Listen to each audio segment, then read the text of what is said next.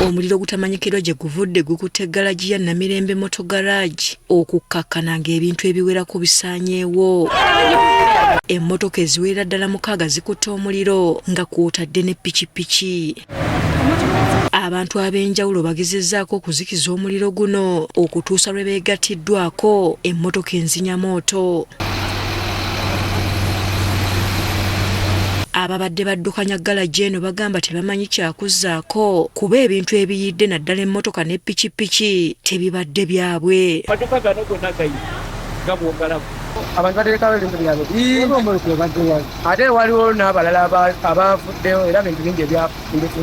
Emmotoka, pikipiki nyingine zizo ziyidde, spare yenna spare gwe tubadde zonna spanda ze tukozesa buli kimu kyayidde, tetusigazaawo yadde akantu.